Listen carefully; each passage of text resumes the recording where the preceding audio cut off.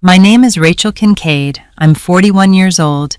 I'm a high school chemistry teacher in Columbus, Ohio. 9 days ago, I was lying in a hospital bed after a car accident, sedated, on a ventilator, eyes closed. And my family stood at the foot of that bed and started planning what to do with my house. My brother said it first, sell the house first. Before the lawyers get involved, it's easier that way. My mother nodded. Then she asked the question I have not been able to stop hearing since. What about her daughter? Nobody answered right away. And in that pause, 3 seconds, maybe 4, I understood something about my family that I had spent 41 years refusing to see. I want to tell you what happened in that pause, and what I did about it, because by the time I was discharged 11 days later, I had already made 4 phone calls my family didn't know about. The last one is the reason 2 of them are currently being represented by separate attorneys. This story is longer than most I tell. If you've ever heard the people closest to you talk about you like you were already gone, stay with me. Every minute of it matters by the end. Welcome back to Revenge Cold Stories. Drop your first name and your city in the comments and subscribe before we go further. Now let me take you back to the Tuesday before all of it started. I want you to understand my life before the accident, because nothing that happened afterward makes sense without it. I have taught chemistry at the same high school for 18 years. Same classroom, more or less, room 214, the one with the fume hood that only works if you remember to turn the fan on first. I bought a house 8 years ago, after my divorce, a modest 3-bedroom that I have been paying down aggressively ever since on a teacher's salary, because the idea of owing money on the place where my daughter slept made me feel a specific kind of unsteady that I was not willing to live with. The house is not a mansion. It is not anyone's idea of an estate. It is just a house that represents 8 years of one woman building stability for her kid, one mortgage payment at a time. My daughter is Mia, 16.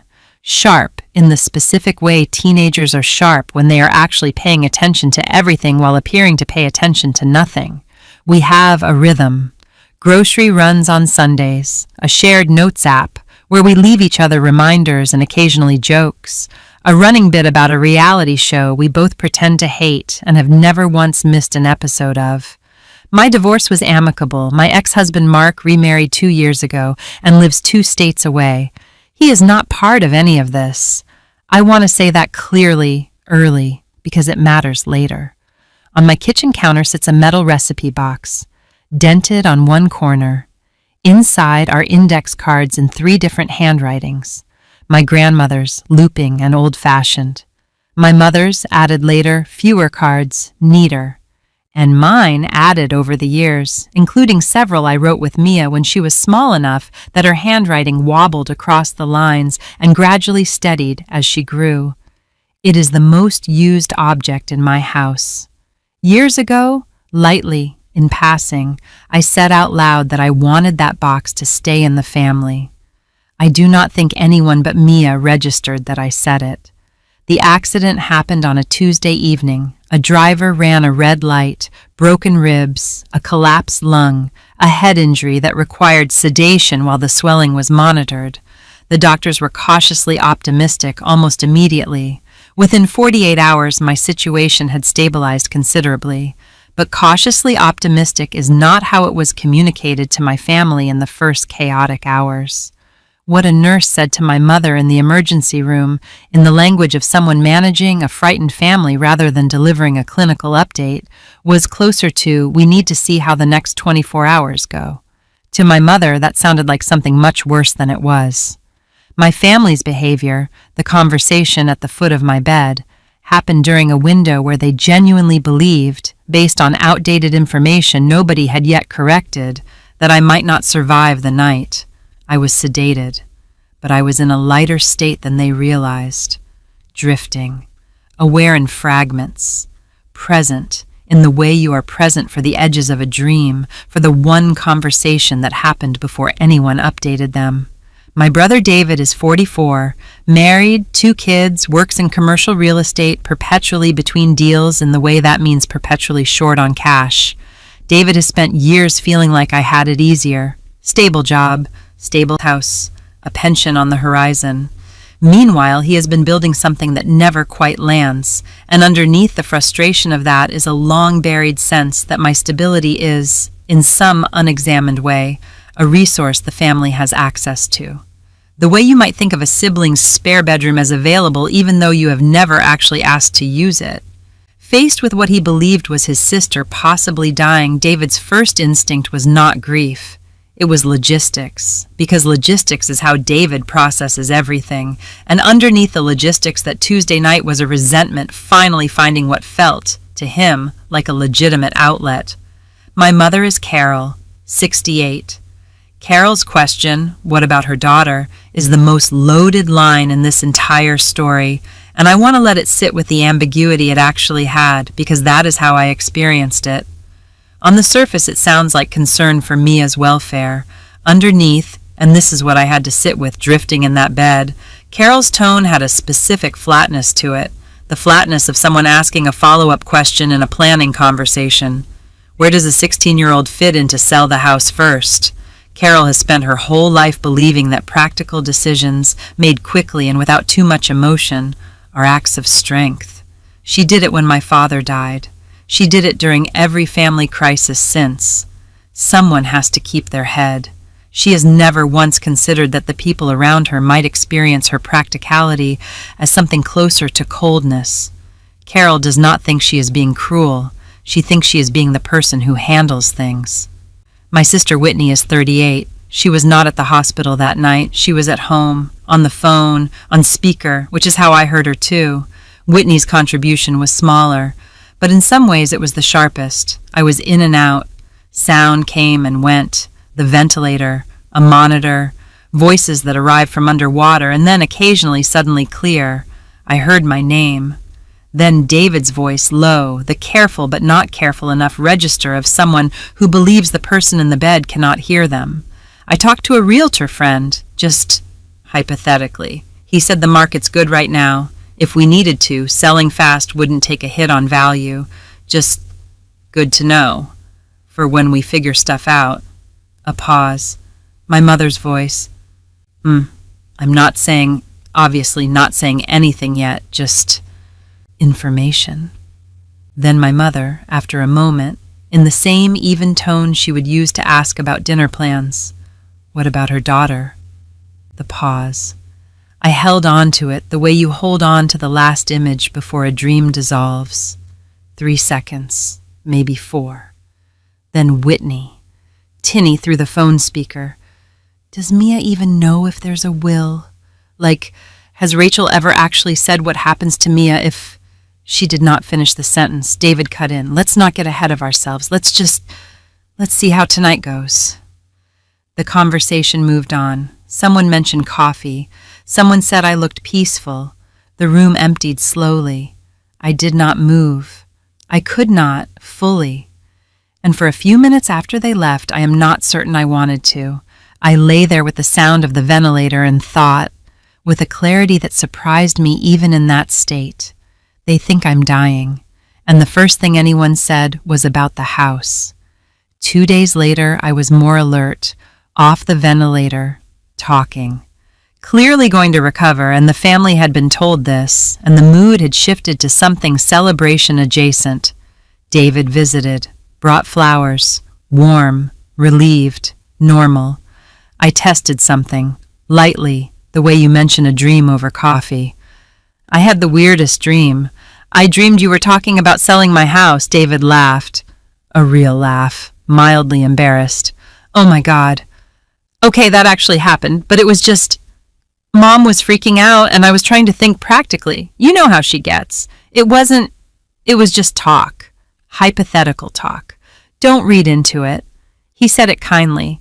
He genuinely believed this was a small, forgivable, almost funny moment, the kind of thing families say in a crisis, and immediately forget. He patted my hand. He changed the subject, asked if I'd heard from Mia's school about missed days, offered to pick her up from a friend's house later if I needed. I let it go. Partly exhaustion, partly because David's warmth was genuine, not performed, which made it harder to stay focused on what had actually been said, and partly because I had not yet processed Carol's line. David's explanation covered the house comment. It did not touch what about her daughter at all. I did not even think to ask about it. David left feeling like it was handled. I was left with the sense that something was still sitting there, unaddressed. I just could not yet name what. The recovery at home was slow, the way recoveries from collapsed lungs and head injuries are slow. Mia was there constantly, in the understated way she does everything. She made the recipe box mac and cheese, the one from the card with her own childhood handwriting on it, because it was the only thing I could keep down for the first few days. She set up a system on our shared notes app, medications, times, what I had eaten, without being asked. I noticed something watching her. Mia had been quieter than usual. Not sad quiet, careful quiet. The kind of quiet a teenager gets when they are holding something and deciding whether it belongs to them to say. One evening, not looking up from her phone, she said it. Grandma asked me something weird at the hospital, while you were still, before you woke up properly. I went very still. She asked if I knew where you kept the important papers, and then she asked if I knew if I was, in anything, like a will, and I said I didn't know. And she said, "That's okay, sweetie. We'll figure it out." And I don't know why, but it felt weird. I didn't say anything because I figured I was being dramatic. I sat with that. This was the rest of what about her daughter. Carol's question at my bedside had not really been about Mia's welfare in that moment. It had been a setup for a follow-up question asked directly to a 16-year-old about whether she knew anything about inheritance documents, while I was unconscious 3 feet away. I did not react visibly. I told Mia I was glad she had told me. I meant it. Internally, something that had been loose for 2 days finally found where it fit. That night, after Mia went to bed, I sat at the kitchen table with the recipe box in front of me. I did not open it. I just looked at it. Dented corner. My grandmother's handwriting, my mother's, fewer cards, neater. Mine. Mia's. Wobbling and then steadying across the years. I thought about my whole life of being the low-maintenance one, the one who did not need checking on, the one who kept things simple. I had always believed simple was a kindness I was offering everyone else. Sitting at that table, I understood it differently. Simple had been recorded by at least 2 people in my family. As undefended, that was not a feeling. That was a fact about how I had been categorized. And facts, unlike feelings, you can do something about. I picked up my phone. I made the first call the next morning. I called Sandra Whitfield, my estate attorney, on a Thursday morning while Mia was at school. Sandra had drafted my will 3 years earlier, standard stuff at the time. Mia as sole beneficiary, David named as backup executor, a decision I had made casually years ago because David was the sibling I trusted most. I told her what had happened. The bedside conversation, Carol's question to Mia.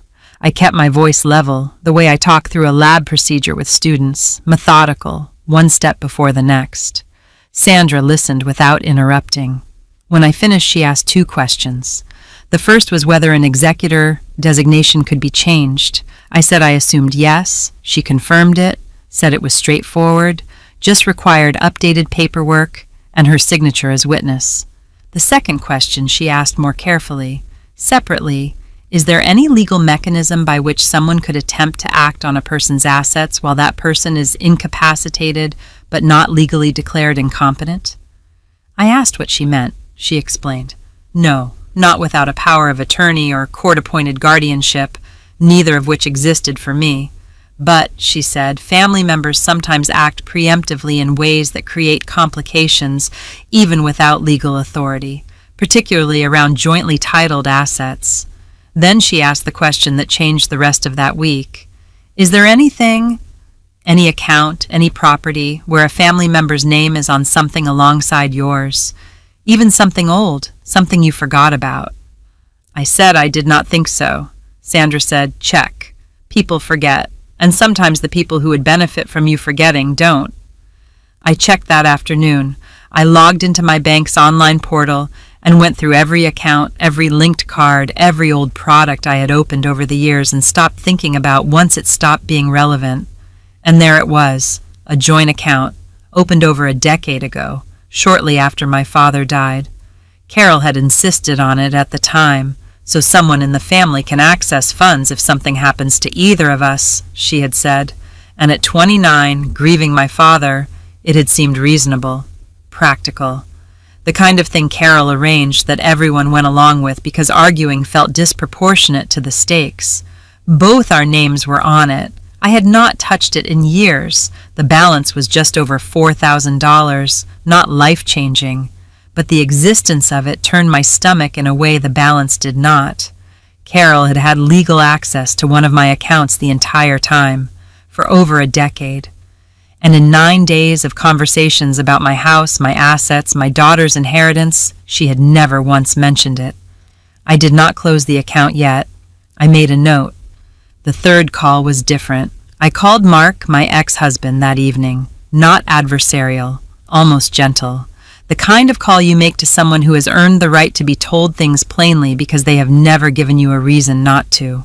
I told him what had happened, carefully, not to alarm him, to ask a practical question. I told him about the accident, the recovery, and, without going into the bedside conversation in detail, that recent events had made me think more seriously about contingency planning for Mia. I asked if he would be willing to be listed as an alternate guardian in my will, not replacing anything, just adding a name, someone with zero connection to my side of the family in case anything ever happened and zero connection mattered. Mark's response was immediate. Of course, God, Rachel, of course. Do you need me to come out there?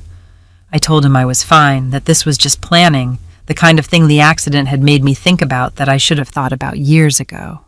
He asked gently if everything was okay with my family. I said it was complicated, and that I would tell him more another time, and that for now I just wanted Mia to have a layer of protection that had nothing to do with anyone who might have opinions about my house. He said he understood completely. He said he was glad I'd asked. He said Mia could always come stay with him and his wife, any time, no notice needed, and he meant it the way people mean things when there is no performance attached to them at all. I sat with that call for a while after it ended. Mark had been out of my immediate life for 6 years, and in 5 minutes, without hesitation, he had offered Mia something my own mother and brother had spent 9 days failing to offer me: safety, without conditions attached. The fourth call was the one that mattered. 2 weeks after the accident, fully recovered enough to sit at my kitchen table without needing to rest afterward, I called Sandra back to formalize 2 changes to my will. The first change was simple in mechanism and significant in meaning. David was removed as backup executor. In his place, I named Hannah Reed, a colleague from school, someone I had worked alongside for 12 years, someone with zero family connection and zero financial stake in anything I owned. Hannah was the kind of person who organized the staff lounge schedule without being asked and remembered everyone's birthday, and had on 3 separate occasions over the years driven students home in weather too bad for the buses to run. She was steady in the specific way that has nothing to do with bloodline and everything to do with character. I called her before I finalized it to ask if she would be willing.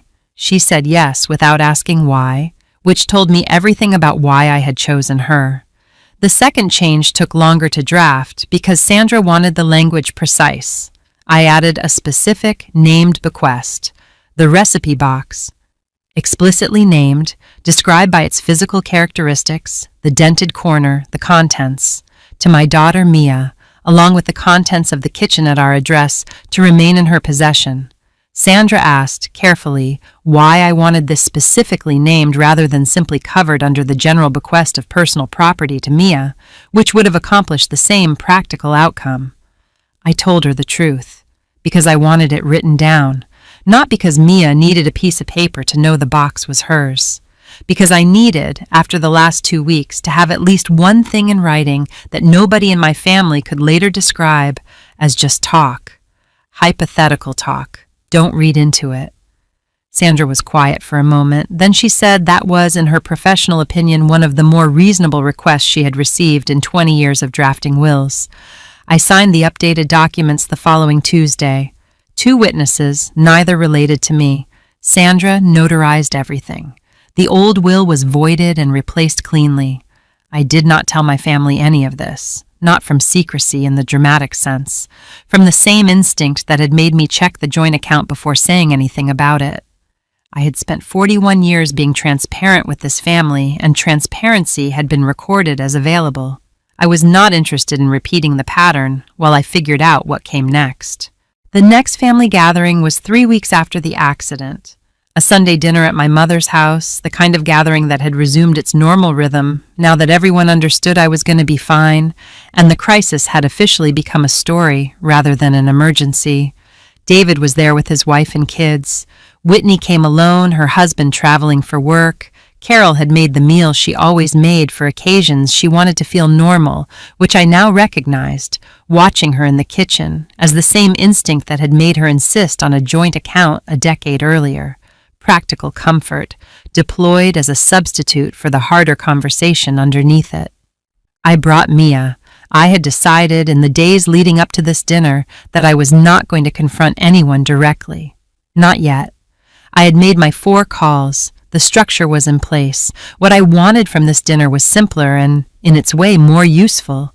I wanted to watch. I sat at the table and ate the meal and participated in the conversation with the same ease I always had, and I watched my family the way I watch a chemical reaction I already know the outcome of, curious about the specific moment the visible change occurs.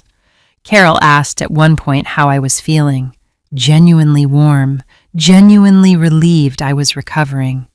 I told her I was feeling much better. I thanked her for asking. She said she had been so worried. She said those first days were the worst days of her life. I believed her. That was the strange part.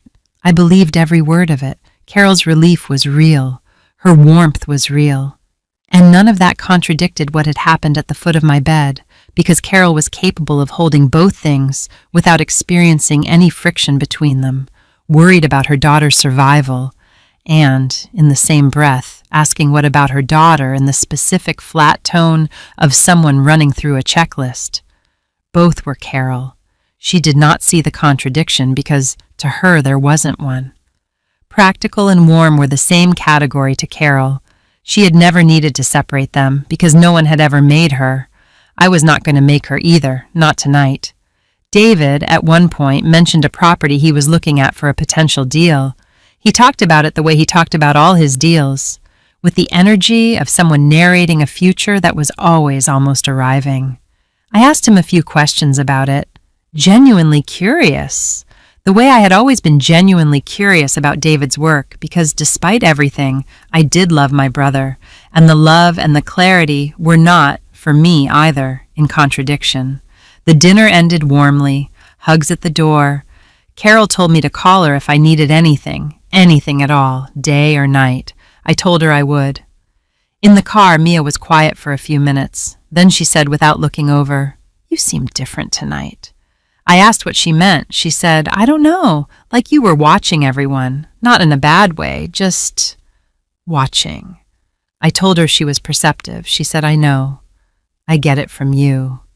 I smiled at that, and we drove home, and I thought about how much Mia noticed, how much she had always noticed, and how close I had come to never knowing what Carol had asked her at the hospital, simply because Mia had decided she might be being dramatic. I made a note that night to tell Mia more, not everything yet, but more than I had been telling her. The careful quiet she had been carrying for weeks deserved better than my own version of "don't read into it." The thing that broke the surface happened 4 days later, and it happened because of David, and it happened entirely by accident, in the way that the most consequential things often do. David called me on a Thursday evening, not about the family, about something else. He wanted to ask if I could help him understand a financing document for the property he'd mentioned at dinner, since I'd taken an accounting course years ago, and he remembered I was good with numbers. I agreed. We were going to meet for coffee that weekend so I could look at the paperwork. Near the end of the call, almost as an afterthought, he mentioned that he'd been talking to Mom about some estate planning stuff. Just generally, he said, since the accident had made everyone think about that kind of thing, and that Mom had mentioned she still had me listed on some old account from after Dad died, and did I want him to help me get that sorted out, since he knew a guy at the bank. I went very still, in the same way I had gone still listening to Mia describe the hospital conversation. I asked carefully when this conversation with Mom had happened. He said, "Oh, a couple weeks ago." Right after everything. Why? I asked if Mom had mentioned anything else. About accounts, about paperwork, about what might happen to things, in general, if something happened to me. There was a pause on the line. Not 3 seconds this time. Longer. Then David said, in a voice that had lost some of its earlier ease, "Why are you asking it like that?" I told him I wasn't asking it like anything. I just wanted to understand what conversations had been happening, since apparently several had been happening that I was only now hearing about secondhand.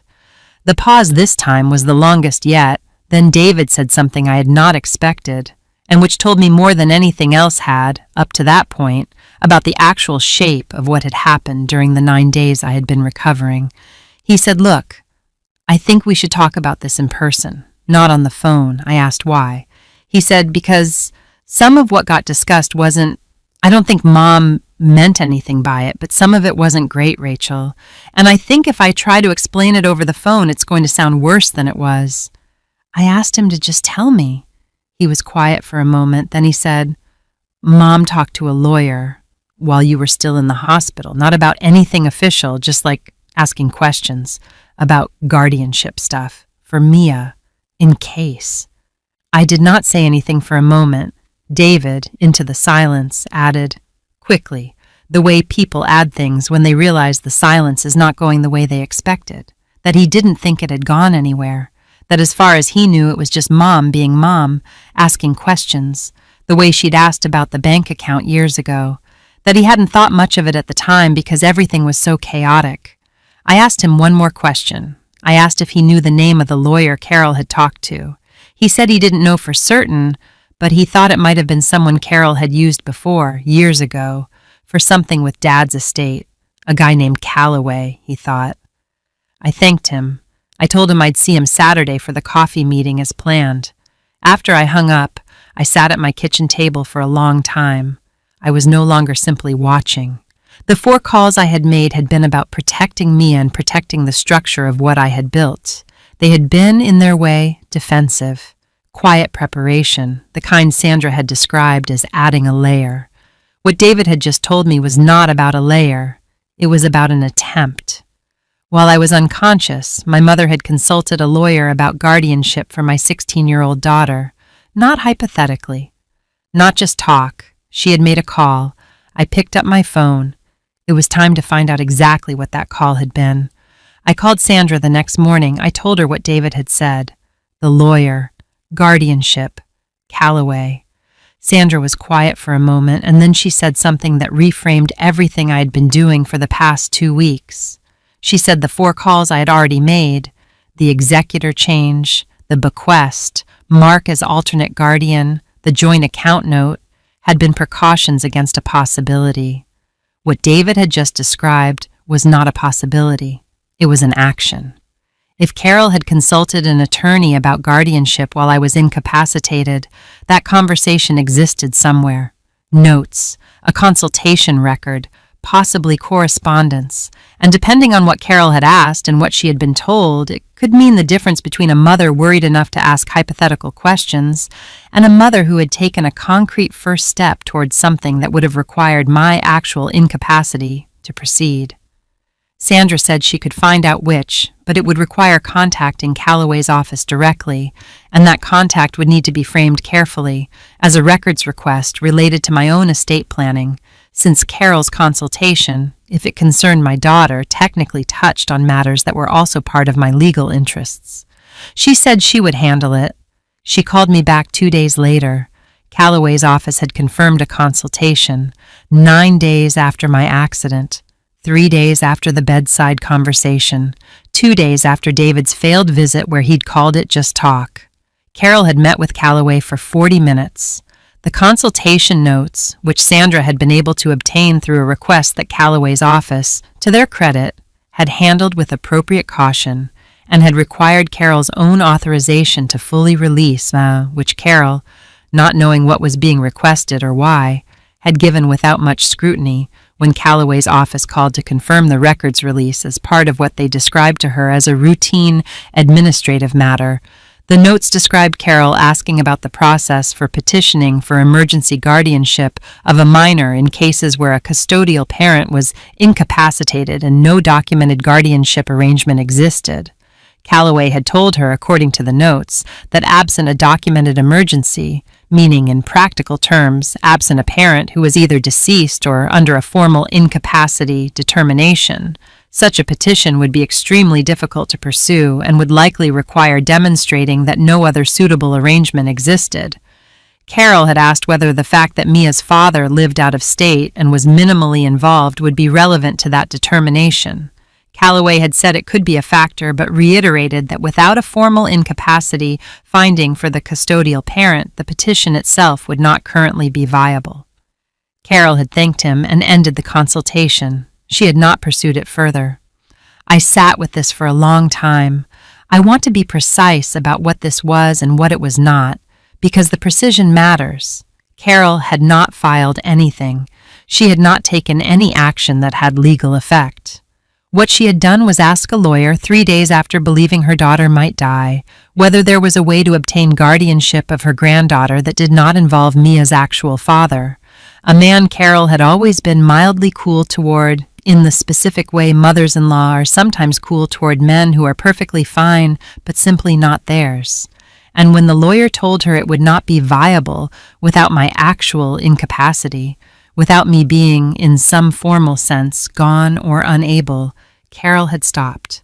She had stopped because the door was closed, not because she had reconsidered walking through it. That was the distinction that mattered. I called a family meeting, not a dinner. A meeting, the word I used deliberately, the same word Sandra had used with me. I told Carol, David, and Whitney that I needed to talk to all 3 of them together and that it was important, and I asked if they could come to my house on Saturday afternoon. Carol asked, with the first note of real wariness I had heard from her in weeks, what it was about. I told her it was about the accident, about some things that had happened during it that I needed to discuss as a family. She agreed. So did the others. They arrived within 10 minutes of each other on Saturday. Mia was at a friend's house. I had arranged that deliberately, with Mark's blessing, since he had offered to take her for the weekend, and I had taken him up on it sooner than originally planned. I had coffee made. I had a folder on the kitchen table beside the recipe box, which I had not moved. I did not raise my voice at any point during this conversation. I want to say that clearly, because what happened in that kitchen was quiet, and the quiet was the point. I started with the bedside conversation. I told them I had been more aware during those first hours than they realized. I told them I had heard David talking about the realtor. I had heard Carol ask what about her daughter. I had heard Whitney's question about the will and David cutting her off. The kitchen went very still. Whitney's face did something complicated. Not guilt exactly, but the specific recalibration of someone realizing a private moment had not been private. David said quietly, "You heard that?" I said yes. I told them I had not said anything at the time because I had been processing it, and because David's explanation 2 days later, just talk, hypothetical talk, don't read into it, had, in the moment, felt sufficient. I told them I had let it go. Then I told them about Mia. I told them what Carol had asked her at the hospital, about the important papers, about whether Mia was in anything. Carol's face changed. Not defensively, something closer to the expression of someone watching a photograph develop and seeing, for the first time, what was actually in the frame. I said, "I want to be fair here. I don't think you were trying to hurt anyone. I think you were scared. And scared people do things that feel practical to them in the moment and look very different afterward. I understand that." Carol started to say something. I held up a hand gently, not to silence her, but to ask for a little more room before she responded. I told them about the joint account. 10 years, my name and Carol's, $4,000, never mentioned once during any of this. Carol said quietly, "I forgot that was even—" "Rachel, I genuinely forgot. I told her I believed her. I did. That was the strange part of all of it. I believed almost everything everyone in that kitchen told me because none of it had been calculated in the way villains are calculated in stories. It had been worse than calculated in a way. It had been instinctive, automatic, the kind of thing people do without examining it because no one had ever made them examine it before. Then I told them about Calloway. This was the part where the room actually changed. David looked at his mother. Whitney looked at her hands. Carol looked, for a long moment, at the recipe box on the table between us, as if it had suddenly become the most important object in the room, which, in a way, it had. I told Carol what Sandra had found, the consultation, the questions about emergency guardianship, the specific question about whether Mark's location would be relevant. I asked her directly, the only question that actually mattered. I asked her what she had been trying to do. Carol was quiet for a long time. When she spoke, her voice did not have the flatness from the hospital. It had something else, something I had genuinely never heard from my mother before in 41 years. She said she had been so afraid that the first hours, before anyone knew I would recover, had been the most frightened she had ever been, more frightened than when my father died, because my father's illness had given everyone time to prepare, and my accident had given no one any time at all. She said that somewhere in that fear she had latched on to Mia, because Mia was the part of the situation that felt solvable. The house, the assets, all of that could wait, but a 16-year-old needed somewhere to go, immediately, if the worst happened, and Carol had not been able to stop thinking about it. She said she had thought about Mark, and she said this part very quietly, looking at the table, that Mark was a good man, but that he was not us, that Mia had grown up here, near her, near all of them, and the idea of Mia simply being absorbed into a different family, 2 states away, people Carol barely knew, had felt unbearable. She said she had gone to Calloway not because she wanted to take Mia from anyone, but because she had wanted, in her own mind, to make sure there was a version of the worst-case scenario where Mia stayed close. She said when Calloway told her it would not be viable, she had felt in that moment something close to relief that she had not let herself examine, relief that the option was closed, so she did not have to decide whether she would have pursued it. She said she understood, hearing it back now, in this kitchen, with me sitting across from her, exactly how it sounded. She said she was sorry. She did not perform the sorry. She did not reach for my hand or raise her voice or cry in the way that asks the other person to manage your emotion for you. She just said it, plainly, the same flat register she had used at my bedside, except now the flatness was not detachment. It was just honesty, arriving late. I told them about the changes to my will, all of them. The executor change, Hannah Reed, the bequest of the recipe box and the kitchen contents, named explicitly, Mark as alternate guardian. I told them I had made these changes before this conversation, not after, because I had needed to act on facts rather than wait for explanations. I told them the changes were staying, not as punishment. I was careful about this because I meant it. I told David that I understood his resentment, the years of feeling like I had it easier, and that I did not think less of him for feeling it, but that feelings about fairness did not translate into authority over my estate, and that Hannah Reed was not a replacement for him as my brother. She was simply the right choice for executor, for reasons that had become very clear to me over the last 3 weeks. David nodded. He did not argue. I told Carol that the joint account would be closed, not from anger, from the simple fact that it should never have existed in its current form for this long, and that closing it was just good practice, the kind of thing Sandra had told me people forget to do and shouldn't. Carol said she understood. I told Whitney that her question, the one about the will, the one David had cut off, had actually been the most honest thing said that night. That she had asked the question everyone else was circling without naming, and that I did not hold it against her. Whitney looked surprised. She said she had felt terrible about that question for weeks, more than anything else that had happened. I told her that was probably why it mattered. The people who feel the worst about the honest things they say are often the only ones being honest at all.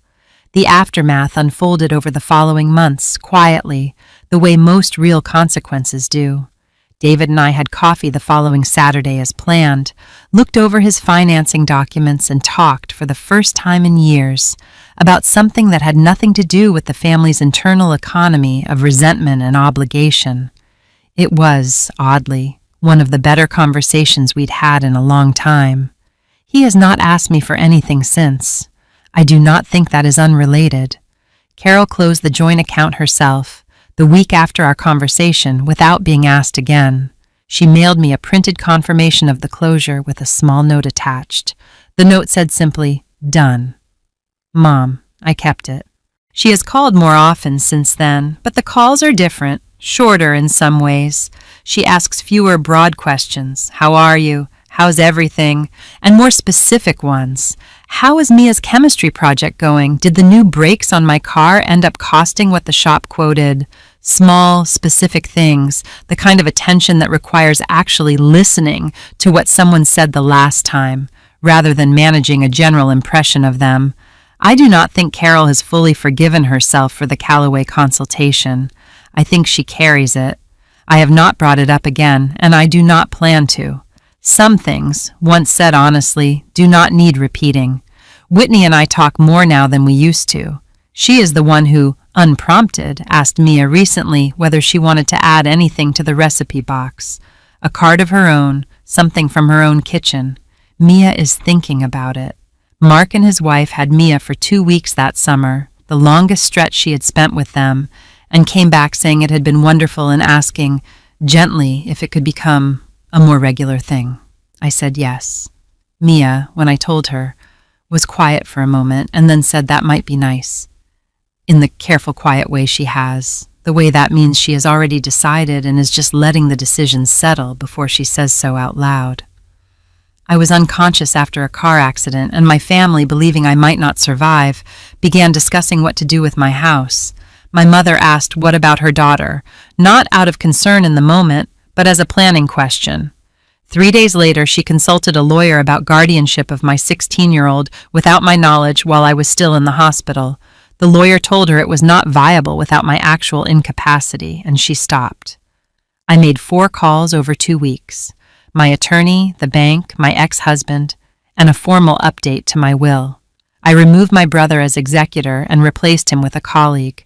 I named the recipe box, explicitly, to my daughter. I added my ex-husband as an alternate guardian. Then I found out about the lawyer, and I called a family meeting, and my mother told the truth, plainly, for the first time in my life. Now here's what I want to leave with you. My family did not do what they did because they were cruel. They did it because fear makes people reach for whatever feels solvable, and because nobody had ever required them to examine the difference between practical and undefended. I had spent 41 years being the reasonable one, the low-maintenance one, and I had mistaken that role for safety. It was not safety, it was just an absence of anyone checking. The 4 calls I made were not revenge. They were the first time in my life I had ever checked my own position. Quietly, methodically, the way you check a measurement before you trust it. What I found was not betrayal exactly. It was something more ordinary and, in its way, more important to understand. I found that the people who love you can also, in moments of fear, treat you like a variable in someone else's equation, not because they do not love you, but because no one ever taught them that love and planning are not the same kind of math. If you are the reasonable one in your family, the one nobody checks on, the one things are easy with, I want you to hear this clearly. Easy is not the same as safe. Check your own position, quietly, before you need to, because the people who would benefit from you never checking. They are not always villains. Sometimes they are just your mother, scared, in a hospital hallway, reaching for whatever feels solvable, and the only person who can make sure that reaching does not become something it should not have been is you. Tell me in the comments your first name and your city. Tell me if you have ever found out, after the fact, what the people closest to you said about you when they thought you couldn't hear. And tell me what you did about it. For more stories like this one, come find us on the channel. Every story here is about someone who finally checked their own position, quietly, carefully, before it was too late to matter. Subscribe, and I'll see you in the next one.